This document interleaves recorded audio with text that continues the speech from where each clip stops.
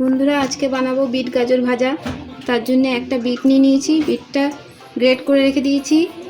কালো জিরে নিয়েছি, এখানে রসুন, কাঁচা লঙ্কা নিয়েছি। গ্যাসে কড়াই চাপিয়ে দিয়েছি, কড়াই গরম হয়ে গেছে। এবার তেল দেবো, সরষের তেল।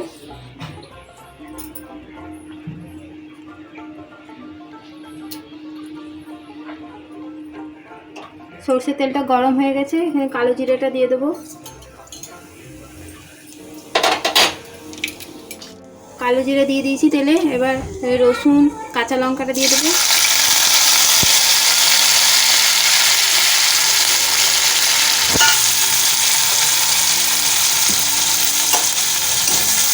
রসুন কালো জিরেটা একটু ভাজা ভাজা করে নেব।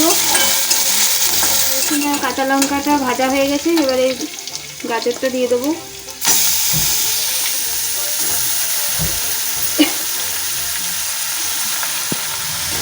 ভালো করে নেড়ে চেড়ে নেবো।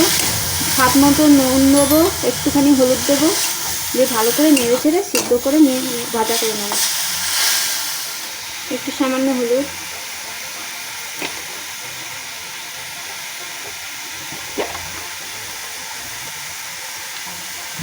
স্বাদ অনুসারে নুন,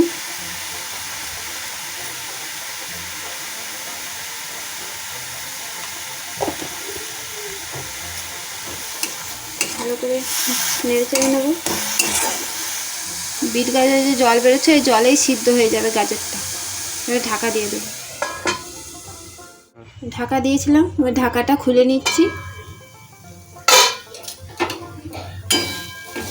বন্ধুরা দেখুন, ভাজা ভাজা হয়ে গেছে সুন্দর। রেসিপিটি হয়ে গেছে। রেসিপিটি যদি ভালো লেগে থাকে বন্ধুরা, অবশ্যই লাইক, শেয়ার, কমেন্ট এবং সাবস্ক্রাইব করে দেবেন। ধন্যবাদ।